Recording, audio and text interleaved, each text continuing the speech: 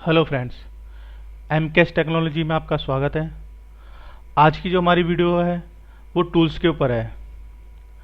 Mobile repairing professional tool कि जब भी हम मोबाइल रिपेयरिंग स्टार्ट करते हैं या कोई शॉप खोलते हैं तो हमारे पास कौन कौन से टूल होने चाहिए, किस किस टूल का क्या क्या इस्तेमाल होता है, वो सारा आज हम इस वीडियो में देखेंगे। अगर फ्रेंड आपको इस वीडियो से कुछ भी सीखने को मिलता है तो प्लीज़ लाइक करें, शेयर करें और सब्सक्राइब करें और बगल में घंटे का आइकन को जरूर दबाएं ताकि मेरी आने वाली वीडियो आपको सबसे पहले मिले। आज जो हम जब बात करेंगे वो प्रोफेशनल टूल के बारे में बात करेंगे। देखो फ्रेंड, जब भी आप मोबाइल को रिपेयरिंग करते हो तो ये बड़ा इंपॉर्टेंट होता है कि आपके पास टूल्स किस लेवल के हैं, क्योंकि जिस लेवल के आपके पास टूल होंगे उस लेवल की आप रिपेयरिंग कर सकते हो। अगर आपके पास टूल अच्छे नहीं है तो रिपेयरिंग भी बेटर नहीं कर सकते, कहीं ना कहीं प्रॉब्लम आएगी। और कभी कभी ऐसा होता है कि मोबाइल ठीक करने की जगह और ख़राब हो जाता है, क्योंकि अगर कोई चीज़ बनाई गई है अच्छे लेवल की तो उससे अच्छा काम ही होगा। 100 रुपये के आयरन से आप माइक्रो जंपर नहीं लगा सकते, ये ट्रूथ है, सच्चाई। कुछ इंस्टीट्यूट हो या कोई भी इंस्टीट्यूट अगर आपसे ये कहता है कि 8,000 में 10,000 में मोबाइल रिपेयरिंग के टूल आ जाते हैं, मानता हूँ इस बात को, लेकिन उससे आप रिपेयरिंग नहीं कर सकते। उससे आप हैंड फ्री, चार्जिंग जैक यही लगा सकते हो। अच्छे लेवल की, हाई लेवल की रिपेयरिंग नहीं कर सकते, क्योंकि अगर आप उसको रिपेयरिंग करनी है तो इस हिसाब से आपको टूल भी लेने पड़ेंगे। तो स्टार्टिंग करते हैं। हमारे मोबाइल की रिपेयरिंग में जो सबसे मोस्ट इंपॉर्टेंट जो टूल्स होता है वो सबसे पहले होता है एसएमडी मशीन। आपके सामने जो फोटो इमेज है ये देखो, एसएमडी मशीन। इसका model quick 857 DW quick model है। मैं पर्सनली इस मशीन को यूज करता हूं। इस मशीन की जो कॉस्ट है समथिंग 5,000 का राउंड है। अगर आप मोबाइल रिपेयरिंग कर रहे हैं तो मेरे हिसाब से आपको ये मशीन लेनी चाहिए। मशीन देखो, आपकी जो क्विक उसकी मशीन आती है एसएमडी मशीन, 800 रुपये से लेकर स्टार्टिंग होती है, 20,000 तक की होती है। लेकिन ये जो मशीन है मेरे को सबसे बेस्ट लगी, मीडियम बजट में अच्छी मशीन है ये। इसकी जो हीटिंग पावर, एयर पावर एकदम एक्यूरेट, मैंने देखा, जहां तक देखा अच्छे एकदम एक्यूरेट टाइप में आती है। ठीक है, आप इसका यूज कर सकते हैं। इसके साथ आपको 1 2 3 4 नोजल मिलेंगे। इन नोजल का यूज क्या होता है, देखो फ्रेंड्स, 4 नोजल मिलते हैं तो इनका भी अपना अपना यूज होता है। किस नोजल में किसका यूज होता है, देखो ये नोजल किस लिए यूज होगा, ये किस लिए होगा, ये किस लिए, सब नोजल का अपना अपना यूज है। जब मोबाइल रिपेयरिंग करते हो तो आपको मालूम पड़ता है, या किसी इंस्टीट्यूट से आपने सीखा होगा तो आपको मालूम पड़ेगा कि इन नोजल का काम क्या होता है। क्योंकि हर जगह पे आप बड़ा नोजल यूज नहीं कर सकते, हर जगह पे आप छोटा नोजल यूज नहीं कर सकते। ठीक है, पहला हमारे एसएमडी मशीन। इसके बाद आता है हमारा आयरन। मेरी नजर में ये आयरन जो T12 आयरन सबसे बेस्ट है। इसमें इस आयरन से आप छोटे से मतलब बेसिक से लेकर एडवांस लेवल तक की जंपरिंग आसानी से कर सकते हो। इसके साथ कुछ टूल्स आते हैं। एक तो आपकी ये नोब आएगी, ठीक है, ये पावर केबल है, इसका शोल्डर का हेड है, और ये आयरन का जो आप रखते हो स्टैंड है, और ये हीटिंग टेप है, ठीक है, इलेक्ट्रोमैट है। इससे क्या होता है, ये मैट से मतलब ये आयरन ज़्यादा गर्म होगा तो इससे एग्जॉस्ट हो जाता है मैट से। ये सारा आपको इसी के अंदर मिलेगा। ये ऐसा है, इस आयरन को आप कंट्रोल कर सकते हो, हीटिंग पावर को कंट्रोल कर सकते हो। ये आयरन आपका 0 डिग्री से लेकर 450 डिग्री तक मिनिमम 4 से 5 सेकंड में पहुंच जाता है। क्योंकि जब हम बोर्ड पे रिपेयरिंग करते हैं हर जगह पे 450 डिग्री पे नहीं चला सकते आयरन को, हर जगह पे आप 200 डिग्री पे नहीं चला सकते।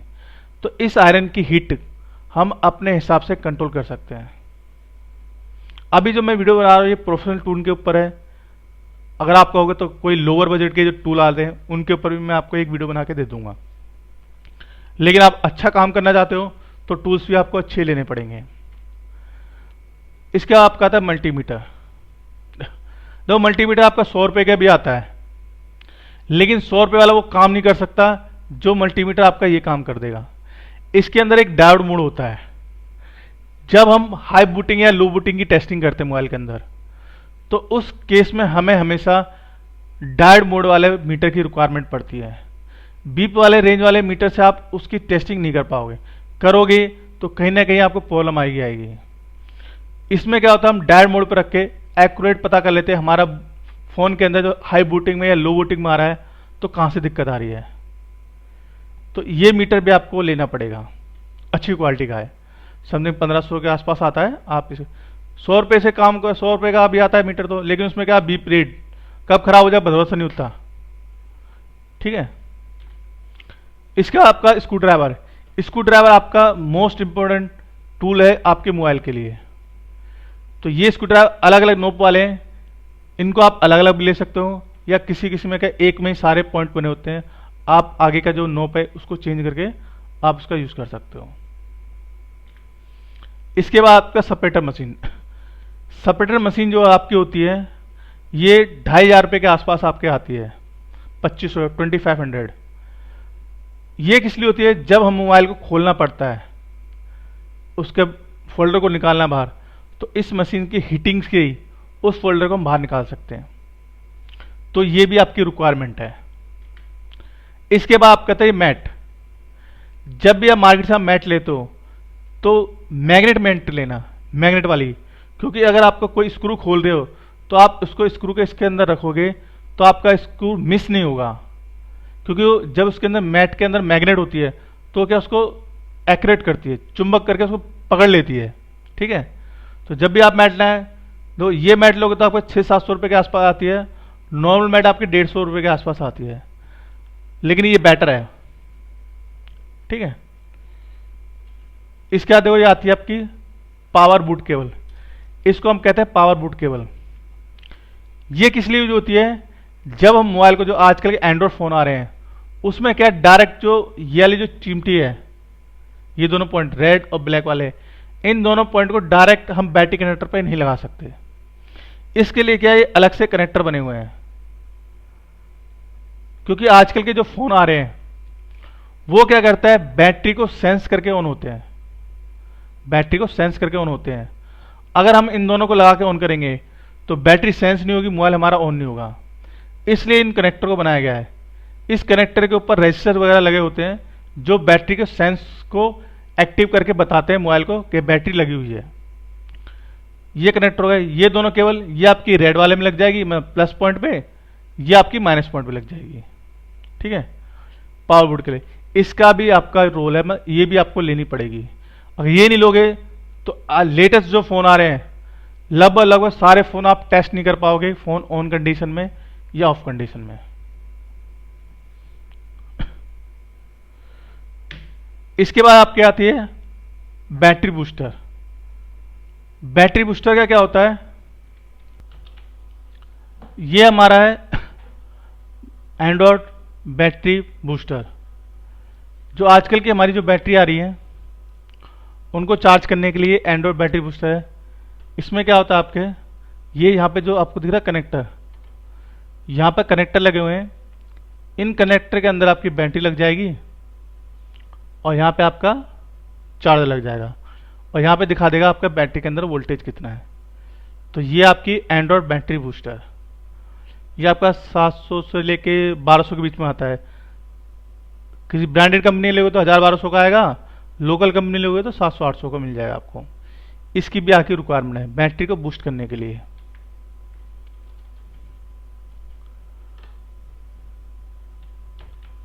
इसके बाद आती है आपकी आती है DC power supply. Mobile line में दो टाइप की डीसी पावर सप्लाई आती है। एक आपकी 2 एम्पेयर 15 वोल्ट की आती है और एक आपकी 5 एम्पेयर 30 वोल्ट की आती है। आपको जो डीसी सप्लाई लेनी है 5 एम्पेयर 30 वोल्ट की लेनी है। अगर आप 2 एम्पेयर 15 वोल्ट की लोगे तो क्या होगा, कुछ मोबाइल ऐसे भी होते हैं जो ऑन होते समय 3 एम्पेयर तक जाते हैं। तो उस डीसी सप्लाई से, मतलब जो 2 एम्पेयर वाली डीसी सप्लाई है, उससे वो मोबाइल ऑन नहीं होंगे। ये आपको कोई ब्रांड होता है, जैसे युवा कंपनी है कोराड कंपनी है, सनशाइन केयर है, किसी भी कंपनी का ले सकते हो, सारी कंपनी अच्छी है। 4000 से लेके 5000 के बीच में आपको डी सप्लाई मिल जाएगी। इसको हम एज ए शॉर्ट किलर भी यूज कर लेते हैं। 2 एम्पेयर की जो आप पावर सप्लाई लोगे उसमें क्या होता है, अगर मोबाइल के अंदर शॉर्टिंग होती है तो बीप करके कट कर देती है, लेकिन ये बताती है आपके मोबाइल के अंदर शॉर्टिंग कहाँ पर है। एज ए इसको शॉर्ट किलर भी हम यूज कर सकते हैं, ठीक है। और दूसरी बात यह है कि कितने भी एम्पेयर मोबाइल ले ऑन होते समय ये उसको कंट्रोल कर लेगी, लेकिन उसमें क्या है, बाय डिफॉल्ट 2 एम्पेयर होता है, उसको हम घटा सकते हैं ना बढ़ा सकते हैं।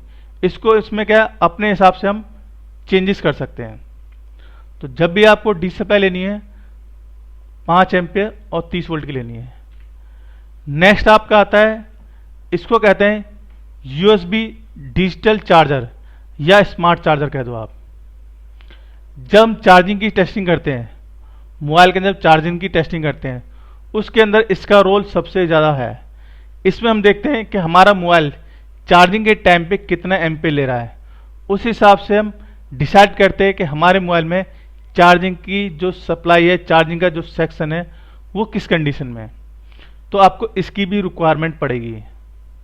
कैसे यूज होता है, कब होता है, कंडीशन क्या होती है, वो जब आप पढ़ोगे, किसी के यहाँ पे कोर्स करोगे, वो आपको बताएगा कि स्मार्ट चार्जर का यूज क्या होता है, वो भी आपको उस चीज़ की जानकारी देगा।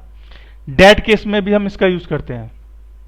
इसमें देखते हैं हमारा मोबाइल चार्जिंग के टाइम में कितना एम्पेयर ले रहा है।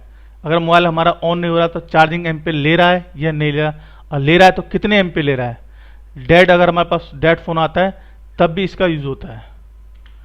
ये आपकी आती है cleaner, PCB cleaner, normal cleaner, ये पीसीबी क्लीनर है नॉर्मल, ये 150 रुपए का आता है पीसीबी को क्लीन करने के लिए। ये फॉलकॉन आपका 530 नंबर, ये भी पीसीबी क्लीनर है, इससे भी आप पीसीबी को क्लीन कर सकते हो। ये दोनों भी आपके रिक्वायरमेंट है, वो ले लो या ले लो, दोनों मतलब एक ही है। ये आती है आपको आयरन क्लीनर। जब आपका आयरन फ्रंट से उसमें कार्बन लग जाता है तो उसको साफ करने के लिए इसको आयरन क्लीनर बोलते हैं, ठीक है। तो आप इसका भी यूज कर सकते हो। ये भी बहुत इंपॉर्टेंट चीज है। इसमें आप 1-2 बार आयरन को घिसोगे अपने आप ही साफ हो जाती है। मैं आपको घिसने की जरूरत नहीं है, इसके अंदर करो और अपना आयरन साफ हो जाता है आपका, अगर वो कार्बन है उसके अंदर। तो इसको कहते हैं हार्ड ब्रश। जब फोन के अंदर शॉर्टिंग फोन पानी के अंदर चला जाता है, या हम उस पर पेस्ट वगैरह यूज करते हैं आईसी बनाने के लिए, या फोन को क्लीन करना है, तो ये हार्ड ब्रश बहुत काम आता है। ये क्या पीसीबी को अच्छी तरह से क्लीन कर देता है। तो ये आपका 150 रुपये के आसपास आता है। इसका भी आपका यूज इंपॉर्टेंट है बहुत। ब्रश वगैरह से इतना साफ नहीं होता, लेकिन इससे एक्यूरेट पूरी एक एक छोटी छोटी चीज साफ हो जाती है आपकी। तो ये भी आपको लेना है, ठीक है। इसको कहते हैं ओपनर। ओपनर क्या है, जब हम फोल्डर को मोबाइल के अंदर से बाहर निकालते हैं तो उसके लिए इस ओपनर की रिक्वायरमेंट पड़ती है। ये स्टील का, इससे भी और अच्छे अच्छे ओपनर आते हैं।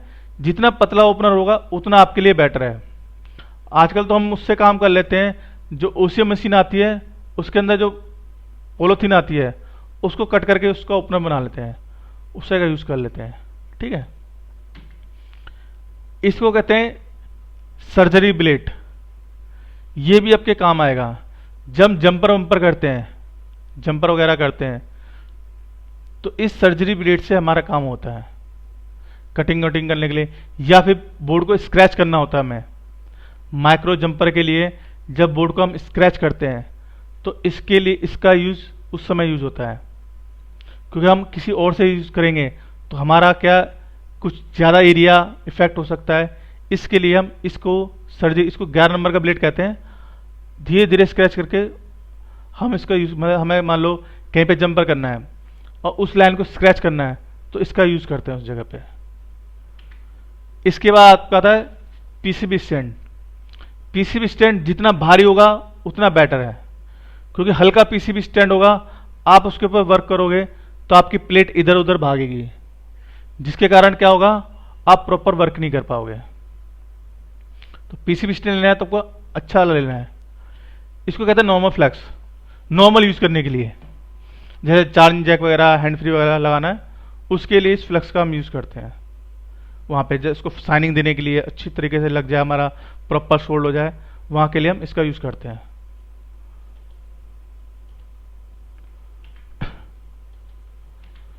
कटर, ये कटर आपका यूज होता है जो हमारे आईसी होती है उसके ऊपर जो स्टील की बॉडी लगी होती है, स्टील का जो कवर होता है उसको कट करने के लिए होता है ये। क्योंकि कभी कभी ऐसा होता है कि हम ज़्यादा हीट देते हैं तो नीचे की आईसी भी हीट हो जाती है, तो हमारा मोबाइल उस केस में डेड हो सकता है। तो इस कटर से हम क्या करते हैं, उसके जो ऊपर का पतरा कहते हैं इसको, स्टील पतरा, उसको कटिंग करने के लिए इस कटर का यूज़ करते हैं। अगर आप आईसी लेवल का काम करना चाहते हो तो आपको इस टूल की मस्ट रिक्वायरमेंट है। इसको कहते हैं माइक्रोस्कोप। इसके बगैर आप आईसी लेवल का काम नहीं कर सकते। अगर आईसी लेवल का काम करोगे इसके बगैर तो कहीं ना कहीं मोबाइल को खराब कर सकते हो आप। क्योंकि खाली आईसी रिवोल्व करना नहीं होता कि आपने एक आईसी रिवोल्व कर दी काम हो जाएगा। बहुत सी ऐसी चीज़ें, कभी कभी क्या होता है जब आईसी निकालते हैं नीचे से उसके प्रिंट निकल जाते हैं तो उसको हम मास्किंग करना पड़ता है। तो उसके लिए हमें इसकी रिक्वायरमेंट पड़ती है माइक्रोस्कोप की, ताकि हमें अच्छे तरीके से दिख जाए। ठीक है, इसको कहते हैं आईसी स्टैंड। जब हम आईसी को बाहर निकालते हैं मोबाइल में से तो उसको साफ करने के लिए इस आईसी स्टैंड की रिक्वायरमेंट पड़ती है। अगर आप आईसी लेवल का काम कर रहे हो तो एक ये और ये दोनों जो है ये क्लीनर है, पीसीबी क्लीनर, दोनों हाई क्वालिटी के हैं। अगर आप अच्छे टेक्नीशियन हो और अच्छी रिपेयरिंग करते हो तो जब भी आईसी लेवल का वर्क करोगे तो मेरे हिसाब से सिर्फ इन्हीं दोनों का यूज़ करना है आपको मोबाइल को क्लीन करने के लिए। नॉर्मल क्लीनर के लिए, नॉर्मल रिपेयरिंग करे तो वो क्लीनर आपके लिए बेटर है, लेकिन अगर आईसी लेवल का काम कर रहे हो, बोर्ड पे रिपेयरिंग कर रहे हो, तो आपको इन दोनों क्लीनर को यूज़ करना होना चाहिए। ठीक है, एक बार ले आओगे महीनों चलेगा, आपका काम हो जाएगा। जब आईसी का काम करते हो तब इसको यूज़ करो। नॉर्मल वर्क करे तो आप थिनर, पेट्रोल किसी का भी यूज़ कर सकते हो। ठीक है, इसको कहते हैं फ्लक्स। एक हमने पहले भी फ्लक्स देखा था, एक ये फ्लक्स है। जब आईसी रिपेयरिंग कर रहे हो, आईसी को निकाल रहे हो या आईसी को लगा रहे हो, तो इस फ्लक्स का यूज़ करना है आपको, फ्लक्स का। दूसरी वाली फ्लक्स का यूज़ करोगे तो क्या करोगे, थोड़ा सा हिट मारोगे ना तो पानी की तरह फैल जाती है। लेकिन इसका यूज़ करोगे तो ये फ्लैक्स आपकी फैलेगी नहीं, आईसी को चिपका के रखेगी, आपकी आईसी भागेगी नहीं। जैसा आपने आईसी बिठाई, अगर ऊपर से हिट दोगे तो उड़ के नहीं जाएगी। उसमें रखोगे दूसरी वाली फ्लैक्स में तो आईसी इधर उधर चली जाएगी, प्रॉपर स्टेबल नहीं होगी, बैठेगी नहीं। इससे काम करोगे, आप कंपाउंड निकाल रहे हो, कंपाउंड लगा रहे हो, इसको लगा के निकालोगे या लगाओगे तो कंपाउंड आपका इधर उधर नहीं जाएगा, प्रॉपर स्टेबल रहेगा, एक जगह लगेगा। तो इसका भी आपको यूज़ करना है। इसको कहते हैं हम पीपीटी पेस्ट। 3 कैटेगरी में आती है, 183 डिग्री, 138 डिग्री और 270 डिग्री। मोबाइल लाइन में ये दोनों यूज होती हैं। आईसी रिबोलिंग करने के लिए यूज होती है, और जैक वगैरह लगाते हैं तो इसको यूज़ करते हैं।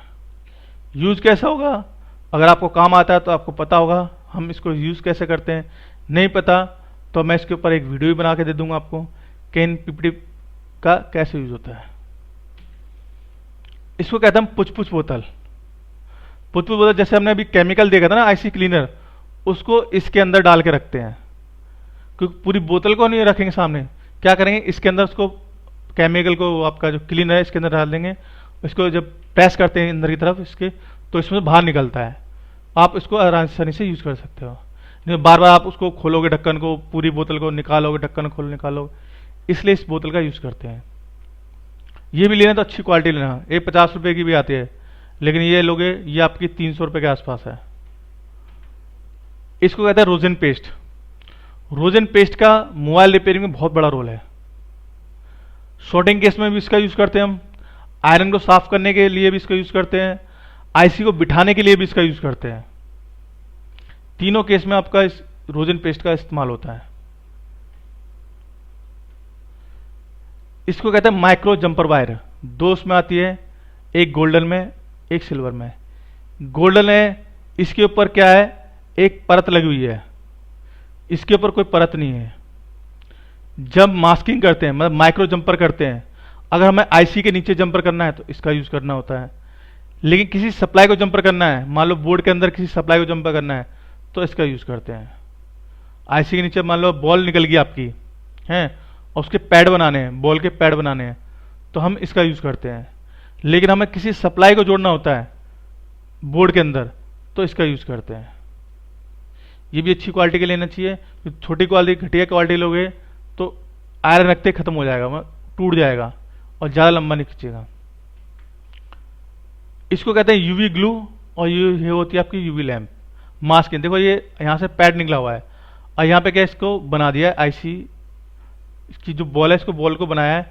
अब इस बॉल को निकले ना, मतलब यहाँ से निकले ना, हटे नहीं, इसके लिए यूवी ग्लू को इसके ऊपर डाल दिया है, दिख रहा है आपको डला हुआ है। और यूवी ग्लू जो सूखेगा इस लैंप के थ्रू ही सूखेगा, नॉर्मल हीट देके या हवा देके आप इसको नहीं सुखा सकते, ये इसी के लिए सूखता है, इसी यूवी लैंप से इसको सुखाया जाता है। इसकी मजबूती मान लो, ताकि अगर हम इसको नहीं लगाएं तो ये निकल जाएगा भाग जाएगा निकल के। इसको पक्का करने के लिए, हार्ड करने के लिए इस यूवी ग्लू को इसके ऊपर डाला है। आप इसको इसके ऊपर रख दिया ताकि ये सूख जाए। वैसे सुखाओगे तो ये नहीं सूखेगा, ठीक है। आईसी का काम करोगे तो ये भी आपकी रिक्वायरमेंट पड़ेगी, क्योंकि आईसी को निकालते समय कभी कभी पैड निकल जाते हैं नीचे के। इसको कहते हैं 007 नंबर ब्लेड। ये ब्लेड काम आता है जब पेस्टेड आईसी निकालते हैं तो उसके साइड के ब्लेड को कट करने के लिए ये हमारा 007 नंबर का ब्लेड काम आता है। इसको कहते हैं 008 नंबर का ब्लेड। जब पेस्टेड आईडी को हम निकाल के बाहर कर देते हैं और आईसी के ऊपर जो ग्लू होता है या जहां पे आईसी लगी थी बोर्ड के ऊपर, वो बोर्ड के ऊपर जो ग्लू होता है उसको साफ करने के लिए 00 नंबर ब्लेड का काम आता है, ठीक है। तो फ्रेंड्स, ये सारे टूल थे जो हम प्रोफेशनल मोबाइल रिपेयरिंग में यूज करते हैं। और भी टूल आते हैं लेकिन ये टूल आपके इनफ है, आप इन टूलों से सारे काम कर सकते हो, ठीक है। ऐसे तो टूल तो और महंगे भी आते हैं, लेकिन ये टूल आपके मिडिल क्लास में हाई क्वालिटी टूल है। मतलब आप इन टूल को अगर आप अपनी दुकान पे इस्तेमाल करते हो तो अच्छे से अच्छा काम कर सकते हो। आपको 20,000 की असेंबली लेने की जरूरत नहीं है, आप 5,000 की असेंबली से भी वही काम कर सकते हो। तो फ्रेंड्स, ये थी हमारी वीडियो टूल्स के ऊपर। अगर आपको ये वीडियो अच्छी लगे तो प्लीज़ लाइक करें, शेयर करें और सब्सक्राइब करें।